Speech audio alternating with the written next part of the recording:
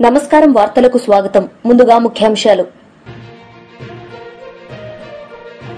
విజయవాడలో తిరంగా ర్యాలీలో పాల్గొన్న ముఖ్యమంత్రి నారా చంద్రబాబు నాయుడు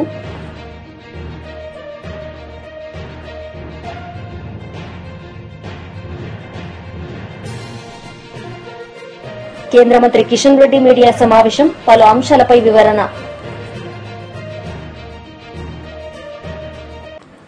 విజయవాడలో తిరంగా ర్యాలీలో పాల్గొన్న ముఖ్యమంత్రి నారా చంద్రబాబు నాయుడు ఈ సందర్భంగా ఆయన మాట్లాడారు. రూపొందించినటువంటి వ్యక్తి పింగళి వెంకయ్య ఈ ప్రాంతం వాడేనని చెప్పి మరొకసారి గుర్తిస్తున్నా. అలాంటి జెండా చూస్తే దేశ పౌరులే కాదు ప్రపంచం మొత్తం ఒక ప్రత్యేక గుర్తింపుండే ఏకైక జెండా భారతీయ జెండా అని చెప్పి నేను మీకు తెలియజేస్తున్నా. అందుకని మనందరం ఇక్కడ సమావేశమైంది. పహల్గాం అనంగానే మనలో రోషం వస్తుంది, కోపం వస్తుంది, ఉద్వేగం వస్తుంది. ఖబర్దార్ జాగ్రత్తగా ఉండమని హెచ్చరించే పరిస్థితి వస్తుంది. జరిగిన సంఘటన చూస్తే భార్య ముందరనే భర్తని, కొడుకు ముందరనే తండ్రిని మతం పేరడిగి చంపేశారు. ఇదెక్కడ న్యాయం అని నేను అడుగుతున్నా. అలాంటి సంఘటన దేశం మొత్తం ప్రతి ఒక్కరిలో కూడా ఒక ఆవేశం వచ్చింది. అంతేకాదు ఒక బాధ, ఒక పక్కన ఆవేదన కూడా వచ్చే పరిస్థితి వచ్చింది. ఇవన్నీ చూసిన తర్వాత ప్రధానమంత్రి నరేంద్ర మోడీ గారు ఆడబిడ్డల నుదుట తిలకంతుడు చేసిన ఒక్క ఉగ్రవాది భూమి మీద ఉండడానికి వీలు లేదని ఆపరేషన్ సింధూర్కు శ్రీకారం చుట్టారు. మీరు గుర్తుపెట్టుకోండి, మనం ఎప్పుడు కూడా వేరే దేశాలపైన యుద్ధానికి పోవడం లేదు. కానీ ప్రపంచాన్ని పట్టి పీడిస్తున్న సమస్య ఉగ్రవాదం. ఉగ్రవాదం పైన పోరాడే ఏకైక దేశం భారతదేశం, ఏకైక నాయకుడు నరేంద్ర మోడీ. అందుకని రక్షణ దళాలు ఉగ్రవాదుల్ని ఈ దేశానికి తిరిగి కన్నెత్తి చూడకుండా చేయాలని ఎక్కడున్నా వాళ్ళ మీద మన త్రివిధ దళాలు ధైర్య సాహసంతో ముందుకు పోయినాయి. ప్రపంచ చరిత్రలో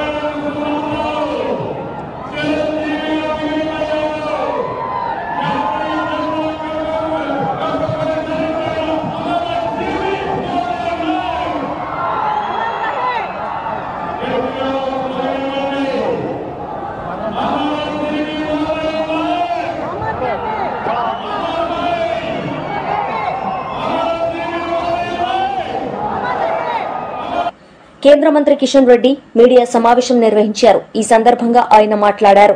ఉగ్రవాద స్థావరాలను మాత్రమే టార్గెట్ చేయడం జరిగింది. మరికొన్ని చూశాం మనం, కానీ అక్కడ చాలా జనసాంద్రత ఉంది కాబట్టి చాలా ఇతర ఉగ్రవాదులకు సంబంధం లేని ఇల్లు ప్రాణ నష్టం జరుగుతుందనే ఉద్దేశంతో మరొక 2 ప్రాంతాలను పక్కన పెట్టి మన సైనికులు, మన ఎయిర్ ఫోర్స్ సిబ్బంది ప్రపంచమంతా నివ్వెరపోయే విధంగా మరి ఏ రకంగా వాటిని మట్టి పెట్టామో మనం చూసాం. ఇందులో అనేక మంది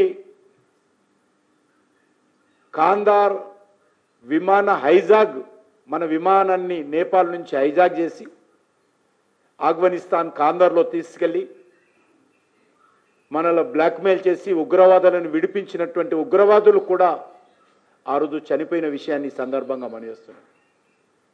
చాలా అద్భుతంగా ఈ యొక్క ఆపరేషన్ సింధూర్ను ఆ రోజు విజయవంతం చేయడం జరిగింది. ఎక్కడో పాకిస్తాన్లో అనేక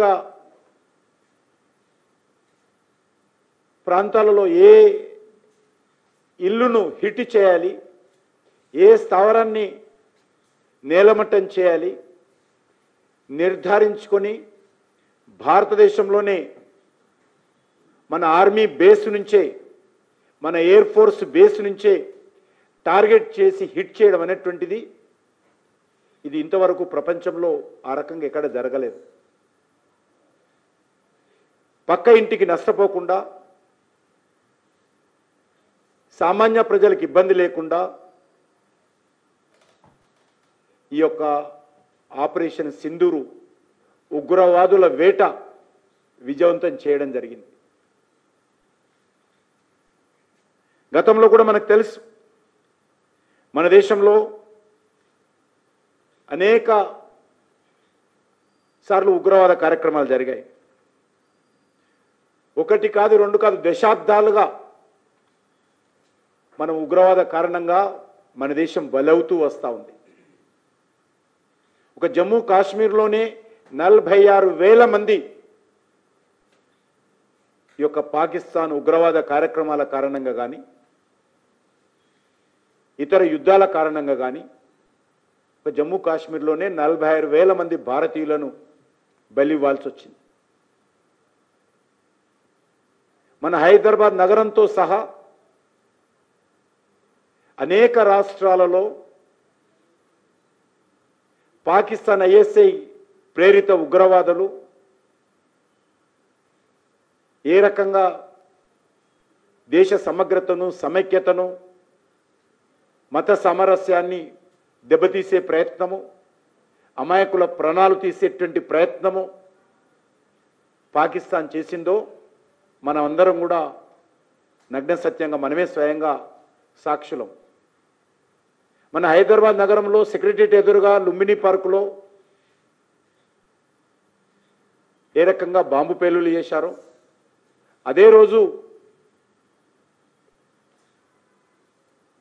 కోటిలోని చాట్ బండార్లో ఏ రకంగా బాంబు పేలులు చేశారో మనకందరికీ తెలుసు. దిల్సుఖ్నగర్ సాయిబాబా టెంపుల్ దగ్గర ఏ రకంగా అమాయకులను హత్య చేశారో మనకందరం చూశాం. మనం స్వయంగా సంఘటన జరిగిన 10 నిమిషాల్లో నేను కూడా ఆ రోజు ఆ సంఘటన దగ్గరికి వెళ్ళాను. Within 10 minutes ACP IPS officer Krishnaprasad మెహందీపట్నంలో AK-47తో ఏ రకంగా చంపారో మనం చూశాం. మా భారతీయ జనతా పార్టీ కార్పొరేటర్ నందరాజు గౌడ్ను అంబర్పేటలో ఏ రకంగా పాకిస్తాన్ మాజీ మంత్రి పేర్ని నాని మీడియా సమావేశం నిర్వహించారు. ఈ సందర్భంగా ఆయన మాట్లాడారు. రాసినా కూడా అంటే స్కిల్ డెవలప్మెంట్ అనేది ఎంత చిన్న వ్యవస్థ. దానిలో ముఖ్యమంత్రి అనేవాడు 5 సార్లు 6 సార్లు మీటింగ్లు పెట్టి, ప్రత్యేకమైన మీటింగ్లు పెట్టి డబ్బు ఇచ్చేయండి, డబ్బు ఇచ్చేయండి, డబ్బు ఇచ్చేయండి అని చెప్పని సంతకాలు పెట్టి, ఎవడు పెట్టాడు ఈ సంతకాలు? నువ్వే కదా, ఫైల్ నీయే కదా. స్కిల్ డెవలప్మెంట్ లో సంతకాలు ఎవడే? నువ్వే సంతకాలు పెట్టావు, పేమెంట్ ఇచ్చేయమని చెప్పి. వాళ్ళు చెప్తున్నారు, అయ్యా ఇది ఇంతవరకు ఎక్కడ సెంటర్లో ఓపెన్ చేయలేదు, పిల్లలకి ఎక్కడ నైపుణ్యం ఇంకా నేర్పించలేదు, ఎంతమందికి నేర్పించారనే లెక్కలు కూడా మన దగ్గర లేవు కదా. కనీసం ఒక్కసారి చూద్దామన్నా కూడా నోరు మూసుకొని నేను చెప్తున్నాను, ముఖ్యమంత్రిగా చెప్తున్నాను, ఇచ్చేయండి, డబ్బులు ఇచ్చేయండి, డబ్బులు ఇచ్చేయండి. క్లియర్ గా ఆఫీసర్లు అందరూ రాశారు. ఈ పద్ధతులు ఆచరించాల్సినప్పటికీ ఈ రాష్ట్ర అధినేత అయిన ముఖ్యమంత్రి గారి ఆదేశం మేరకు డబ్బు చెల్లించేస్తున్నామని చెప్పని చెల్లించేశారు. ఇది దొరికావు. అప్పుడు అంతే కదా, ఆత్రమారి పెళ్లి కొడుకు ఏదో చేశాడన్న సామెతగా అతను ఎవరినో బ్యాగులు ఇచ్చి పంపించావు. మొత్తం సినిమాల్లో దొరికిపోయారు మీరు కెమెరాలకి.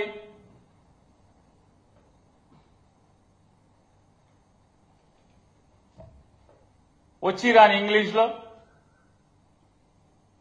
అవర్ పీపుల్ బ్రీఫ్డ్ మీ, నువ్వు ఓటేయి మనం చూసుకుంటా నేను చూసుకుంటా అని చెప్పి మాట్లాడి తంతు అంతా కూడా.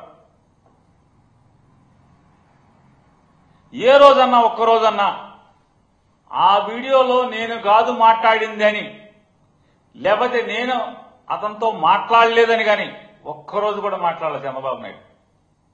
కట్ అండ్ పేస్ట్ అంటాడు తప్పితే నేనేం చేయలేదు, నేను డబ్బులు పంపలేదు ఎవరిని, నేను మాట్లాడలేదు అసలు అని ఒక్కరోజు కూడా మాట్లాడలేదు.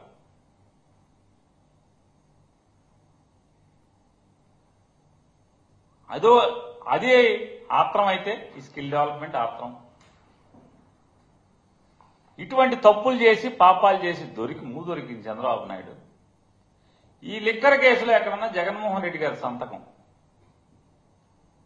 లేదా ధనంజయ రెడ్డి గారి సంతకం, లేదా ఓఎస్డి కృష్ణమోహన్ రెడ్డి గారి సంతకాలు, లేదా ఇలా చేయని వ్యాపారం అనే ఆదేశాలు ఇస్తూ ఎక్కడన్నా రాతపూర్వకమైన ఆదేశాలు ఎక్కడన్నా ఉన్నాయా? పోనీ ఏ అధికారైనా ఇలా తప్పు జరిగిందని చెప్పి ఎవడని చెప్పాడా? అప్పట్లో పనిచేసినటువంటి ఏపీ బెవరేజెస్ కార్పొరేషన్ ఎండీని విపరీతంగా మీ పోలీసులు సిట్టు, ఎవడా ఏ సిట్ అంటే అసలు మామూలుగా జగన్మోహన్ రెడ్డి గారి ప్రభుత్వం పడిపోయి చంద్రబాబు నాయుడు రాగానే వెంటనే సిఐడికి ఒక అధికారిని వేశారు, వినీత్ బ్రిజ్లాల్ అనేటువంటి ఒక అధికారిని వేశారు. ఆయనకి ఆగస్టు మాసంలోనే ఎప్పుడనో నికార్స్ అయిన ఒక ఆఫీసర్ ఉన్నాడు, చరిత్ర పుటల్లో నిలిచిపోతాడు. చాలా పెద్ద ఆఫీసర్, ఎలక్షన్ నడిపాడు, తర్వాత సారాకి సెక్రటరీగా వచ్చాడు. అసలు అతని గురించి స్టోరీలు చెప్పుకోవాలి, మామూలు స్టోరీలు కాదు. అతను తంతు, అతను 2024 యాసకాలం వరకు అతను చేసిన తంతులు, అతను వన్నెలు చిన్నెలు, అదో పెద్ద పుస్తకం రాసేయచ్చు అసలు మామూలుగా. అతను సారాకి సెక్రటరీగా వచ్చాడు. ఆ సారాకి సెక్రటరీగా వచ్చి సారా శాఖకి ఎవరో ఒక అతను పిటిషన్ ఇచ్చాడంట, సారాలో అక్రమాలు జరిగినాయని. వెంటనే నాకు వారం రోజుల్లోపు కావాలని 9 రోజులు ఆయన దగ్గర పెట్టుకుని, ఓ వారం రోజులు నాకు 9 రోజుల్లో నాకు ఇచ్చేయండి అని చెప్పి కిందకి రాస్తాడు. 9 రోజుల్లో కింద నుంచి పైకి వచ్చేస్తాడు. వెంటనే అతను సిఐడికి కంప్లైంట్ పెట్టేస్తాడు. సిఐడి ఎఫ్ఐఆర్ కడుతుంది సెప్టెంబర్ మాసంలో లేనప్పుడు. ఆ వినీత్ బ్రిజ్లాల్ అనే ఆయన CID boss. BRS leader media సమావేశం నిర్వహించారు. ఈ సందర్భంగా ఆయన మాట్లాడారు. ఇవాళ స్కూల్ ఫీజుల విషయంలో అట్లనే ఉంది, ఇవాళ ఇంటర్మీడియట్ విద్యా విషయంలో అట్లనే ఉంది, డిగ్రీ కాలేజీలో అట్లనే ఉంది, ఇంజనీరింగ్ కాలేజీలో మాత్రం ఇక చెప్పుకునే పరిస్థితే లేదు. ఇవాళ టీఏఎఫ్ఆర్స్ కోసం చాలా కాలేజీలు వాళ్ళందరూ రిపోర్ట్లు ఇచ్చారు. మాకు కాలేజీ ఫీజు పెంచాలని చెప్పి ప్రతి కాలేజీ కూడా, ఇంజనీరింగ్ కాలేజీ ప్రతి కాలేజీ కూడా దాదాపు 175 కాలేజీలకు పైగా వాళ్ళందరూ కూడా ఇవాళ టీఎఫ్ఆర్స్కి దరఖాస్తు చేసుకున్నారు, మా ఫీజులు పెంచాలని చెప్పి. మాకు ఫ్యాకల్టీ రేట్లు పెంచడం, జీతాలు పెంచడం, ఉద్యోగుల జీతాలు పెంచడం, ల్యాబులు పెంచడం చెప్పి రకరకాల అన్ని ఒక కొటేషన్లు ఇచ్చి ఇలా పెంచాలంటే ఇవాళ ఈ రాష్ట్ర ప్రభుత్వంలోని పెద్దలను ఆకట్టుకొని వాళ్ళ సహకారంతో ఇవాళ ఫీజులను 2,30,000 ఉన్న ఇంజనీరింగ్ కాలేజ్ ఫీజును ఇవాళ 2,60,000 ఉన్న ఇంజనీరింగ్ కాలేజ్ ఫీజును ఇవాళ 2,40,000 రూపాయలకు పెంచడానికి ఇవాళ ప్రభుత్వం సిద్ధమైనట్టుగా ఇవాళ మా దృష్టికి వచ్చింది. చాలా ఇంజనీరింగ్ కాలేజీలు పేదవాడు చదువుకోవాలంటేనే ఇవాళ భయపడే పరిస్థితి ఉన్నది. మంచి ర్యాంక్ వచ్చిన విద్యార్థి కూడా 15,000, 20,000, 30,000 ర్యాంక్ వచ్చిన విద్యార్థులు కూడా ఇవాళ ఉన్నత మంచి కాలేజీలో ఒక స్టాండర్డ్ ఉన్న కాలేజీలో చదువుకుందామంటే కూడా పేదవాళ్ళు ఇవాళ చదువుకునే పరిస్థితి లేదు. పోనీ ఆర్డినరీ కాలేజీలో చదువుదామంటే అలా కూడా చదవలేని పరిస్థితికి ఇవాళ ఈ రాష్ట్ర ప్రభుత్వం ఇవాళ ఫీజుల పేరు ఇవాళ భయపెడతా ఉన్నది. దాని మీద ఒక నియంత్రణ లేదు, ఒక సమీక్ష లేదు. ముఖ్యమంత్రి గారు విద్యాశాఖను తన దగ్గరే పెట్టుకున్నారు, కానీ ఇంతవరకు ఇంజనీరింగ్ కాలేజీకి సంబంధించి ఇవాళ రిజల్ట్ వచ్చింది, వాటి మీద ఒక సమీక్ష నిర్వహిద్దాం, అసలు ఎంత ఫీజు ఉండాలి, ఎంత ఫీజు తగ్గాలి దాని మీద ఒక్కరోజు కూడా ముఖ్యమంత్రి గారు సమీక్ష చేయలే. అసలు తనకు తీరిక లేదు. అందాల పోటీలో ఉన్న ఆసక్తి ముఖ్యమంత్రి గారికి ఈ రాష్ట్రంలోని ఫీజుల నియంత్రణ మీద, ఫీజులు తగ్గియాలా, దాని మీద మెరుగైన విద్యను అందించాలన్న దాని మీద ముఖ్యమంత్రి గారికి సోయినట్టుగా ఎక్కడ కనిపిస్తలేదు. ఎప్పుడు నిర్ణయం తీసుకుంటావు, ఎప్పుడు సమీక్ష చేస్తామని చెప్పి వాళ్ళ రాష్ట్రంలోని చాలామంది పేద కుటుంబాలందరూ ఎదురు చూస్తూ ఉన్నారు. ఒక దిక్కు ఇంజనీరింగ్ కాలేజీల స్టేట్మెంట్లు ఫోన్ చేసి అడుగుతూ ఉన్నారు. క్వాలిఫై అయిన విద్యార్థులందరూ ఫోన్ చేసి మా కాలేజీలో జాయిన్ కాండి, 10 లక్షలకే డొనేషన్, 15 లక్షల డొనేషన్ చెప్తా అంటే విద్యార్థుల తల్లిదండ్రులందరూ భయపడతా ఉన్నారు. మరి వీటన్నిటికీ ముగింపు పలకాల్సిన బాధ్యత ఈ రాష్ట్ర ప్రభుత్వం మీద లేదని చెప్పి ఇవాళ మేము ప్రశ్నిస్తూ ఉన్నాం. ఒక సామాన్యుడు ₹1,00,000 పెట్టి ప్రతి సంవత్సరం ₹1,00,000 పెట్టి చదువుకునే స్తోమత ఉన్నదా? కాబట్టి ప్రభుత్వం ఇప్పటికైనా ఇంజనీరింగ్ కాలేజీల యాజమాన్యాలకు తలొక్కకుండా, వాళ్ళు ఇచ్చే డబ్బుల కోసం కక్కుర్తి పడకుండా ఫీజు రింబర్స్మెంట్ వాళ్ళు అడుగుతున్నారని చెప్పి మీరు ఎంతైనా పెంచుకోండి, ఫీజు రింబర్స్ మాత్రం అడగకండి అనే విధంగా ఇవాళ రాష్ట్ర ప్రభుత్వం ధోరణి ఉన్నట్టుగా ఇవాళ కనిపిస్తూ ఉన్నది.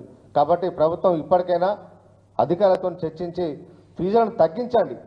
2001 నుంచి ఇప్పటి వరకు టీఎఫ్ఆర్సీ వాళ్ళు ఫీజులు పెంచుకోవడం జరిగింది. ఇప్పుడు మళ్ళీ పెంచడానికి వాళ్ళు రెడీ అయిపోయారు. ఇప్పుడు అసలు ఈ కాంగ్రెస్ ప్రభుత్వం వచ్చిన తర్వాత ప్రజల కొనుగోలు శక్తి ఏమైనా పెరిగిందా? ప్రజల ఆదాయం ఏమైనా పెరిగిందా? ఏమైనా ఉద్యోగులకు, ప్రైవేట్ ఉద్యోగులకు ఏమైనా జీతాలైనా యాజమాన్యాలు పెంచిరా?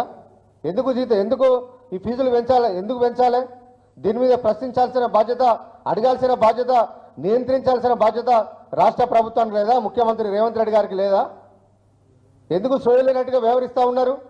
దోచుకుంటే ప్రజలనే దోచుకుంటారు కదా, మాకేం సంబంధం అన్నట్టుగా ఇవాళ రాష్ట్ర ప్రభుత్వం వ్యవహరిస్తూ ఉన్నది. మేమే రాష్ట్ర ప్రభుత్వం పూర్తిగా ₹1,00,000 కానీ 2 లక్షలు కానీ పూర్తి స్థాయి ఫీజులు మేము భరిస్తలేం కదా, కట్టుకుంటే ప్రజలే కట్టుకుంటారు, మాకేందన్నట్టుగా ఇవాళ రాష్ట్ర ప్రభుత్వం వ్యవహరిస్తూ ఉంది. ఇలాంటి వ్యవహారం మంచిది కాదని చెప్పి ఈ ప్రభుత్వాన్ని మేము కోరుతా ఉన్నాం. నిజంగా మీకు చిత్తశుద్ధి ఉంటే ఎన్నికల ముందు మీరు ఏదైతే హామీ ఇచ్చారో ఆ హామీని నిలబెట్టుకోండి. పేదవాళ్ళ మీద భారం పడకుండా మీ పాలన ఉండాలని చెప్పి ఇవాళ మేము కోరుతా ఉన్నాం. ఇవాళ ముఖ్యమంత్రి గారు చాలా బిజీగా ఉన్నారు. అన్ని శాఖలను తన దగ్గరనే పెట్టుకున్నారు. కీలకమైన శాఖలన్నీ తన దగ్గరనే పెట్టుకున్నారు. మున్సిపల్ తన దగ్గరనే పెట్టుకున్నారు. విద్యాశాఖను, కీలకమైన శాఖలను తన దగ్గరనే పెట్టుకున్నారు. కానీ ఇవాళ పరిపాలన మీద మాత్రం దృష్టి పెట్టట్లేదు. విద్యాశాఖ మీద, ముఖ్యమైన విద్యాశాఖ మీద మాత్రం ముఖ్యమంత్రి గారు దృష్టి పెట్టక అప్పుడప్పుడు శ్రీధరబాబు గారికి అప్పచెప్తా ఉన్నారు. నీకు కష్టమైతే శ్రీధరబాబు గారికి విద్యాశాఖను అప్పచెప్పండి, లేదంటే మరో మంత్రికి అప్పచెప్పండి. ఇట్లా చూసి చూడనట్టుగా వివరించడం వల్ల పేదవాళ్ళు నష్టపోతున్న విషయాన్ని ముఖ్యమంత్రి గారు ఇప్పటికైనా గ్రహించాలని చెప్పి ఈ ప్రభుత్వాన్ని డిమాండ్ చేస్తూ ఉన్నాం. ఇవాళ మీరు నెగ్లిజెన్స్గా మీరు వ్యవహరిస్తే ఇవాళ నష్టపోయేది పేద ప్రజలు. 1,00,000 కుటుంబాలు ఇవాళ నష్టపోయే పరిస్థితి కనిపిస్తూ ఉన్నది. 1,00,000 కుటుంబాల మీద ఆర్థికపరమైన వేళ భారం పడబోతుంది. కాబట్టి దీన్ని నియంత్రించాల్సిన బాధ్యత ఈ రాష్ట్రంలోని పెద్దనగా ముఖ్యమంత్రి గారి ఉంది. కాబట్టి ఇప్పటికైనా ప్రభుత్వం దిగివచ్చి ఈ ఫీజుల నియంత్రణ మీద ప్రభుత్వం దృష్టి పెట్టాలని చెప్పి మేము కోరుతా ఉన్నాం. ఇవాళ ఎలాంటి ఫీజులు పెంచదు, పేదవాళ్ళ మీద భారం పడకుండా చూడాల్సిన బాధ్యత ఈ ప్రభుత్వం మీద ఉంది. కొన్ని ఇంజనీరింగ్ కాలేజీలు అయితే టీఎఫ్ఆర్సీ ఆడిటర్లతో కుమ్మక్కైతా ఉన్నారు. ఆడిటర్లను మేనేజ్ చేస్తూ ఉన్నారు. ఈ కాలేజీ యాజమాన్య ఆడిటర్లు వాళ్ళ ఆడిటర్లు కూర్చొని మాట్లాడుకొని ఇంత పెంచుకుందామని చెప్పి ఇవాళ అనుకోవడం వల్ల ఒక సిండికేట్ అయితే ఉన్నారు. ఇవాళ చాలా కాలం కూడా సిండికేట్ కావడం వల్ల కూడా ఇవాళ ప్రజల మీద ఇవాళ భారం పడుతుంది. కాబట్టి ప్రభుత్వం ఒక ఉన్నత స్థాయి సమీక్షను ఏర్పాటు చేసి ఫీజులు తగ్గించే ప్రయత్నం చేయాలని చెప్పి కోరుతా ఉన్నాం. ఎవరైతే దొంగ రిపోర్ట్లు తయారు చేసిరో, కాలేజీ యాజమాన్యాలు దొంగ రిపోర్ట్లు తయారు చేసిరో వాటన్నిటిపైన ప్రభుత్వం ఉన్నత స్థాయి సమీక్ష నిర్వహించి ఆడిటింగ్, థర్డ్ పార్టీ ఆడిటింగ్ చేసి ఎవరైతే తప్పుడు రిపోర్ట్లు ఇచ్చిరో, తప్పుడు ఎక్కువ జీతాలు, తక్కువ జీతాలు ఇచ్చి కూడా ఎక్కువ జీతాలు ఇచ్చినట్టు వాళ్ళు రిపోర్ట్లు టీఎఫ్ఆర్సీకి సమర్పించారో వాటి అన్నిటి మీద సమగ్రమైన విచారణ జరిపించి తప్పు చేసిన ఆడిటర్లు అందరినీ వాళ్ళ లైసెన్స్ రద్దు చేయాలని చెప్పి ఇవాళ మేము ప్రభుత్వాన్ని డిమాండ్ ఇస్తా ఉన్నాం. భవిష్యత్తులో తప్పుడు ఆడిటింగ్ చేయాలంటే ఎవరు చేయాలని కూడా వైసీపీ లీడర్ మీడియా సమావేశం నిర్వహించారు. ఈ సందర్భంగా ఆయన మాట్లాడారు. అట్ ది సేమ్ టైం ఈ కేసు ఇప్పుడు విచారణ పురోగతిలో ఉంది. కొంతవరకు విచారణ జరిగింది, ఇంకా కొంత లోతైన విచారణ జరపాల్సినటువంటి అవసరం ఉంది. కాబట్టి ఈ పరిస్థితుల్లో బెయిల్ ఇవ్వడం కరెక్ట్ కాదు. మీరు ఏదైనా ఉంటే కింది కోర్టులో బెయిల్ వేసుకోండి అని చెప్పేసి చెప్పినటువంటి సందర్భం. ఇందులో మనం చూస్తే రాజకీయ ప్రతీకారంతో కూడుకున్నటువంటి కేసుగా మనకు పూర్తిగా అర్థమయ్యేటువంటి పరిస్థితి మనకు కనపడుతోంది.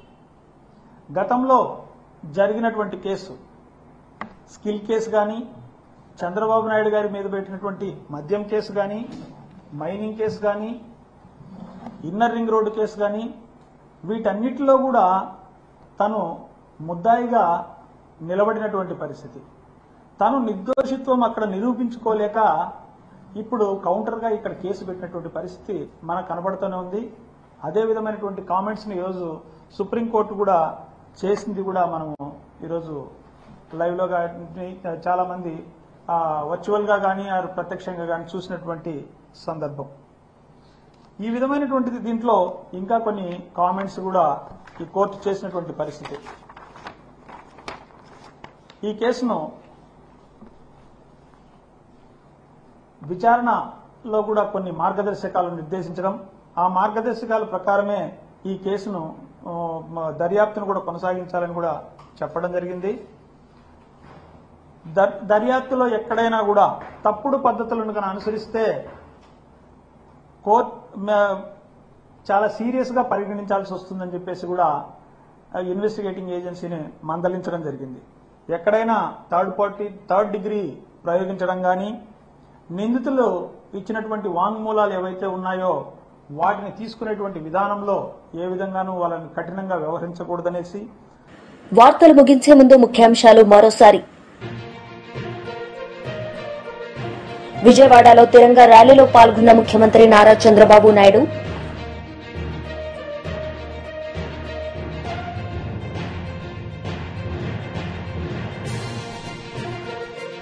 కేంద్ర మంత్రి కిషన్ రెడ్డి మీడియా సమావేశం, పలు అంశాలపై వివరణ.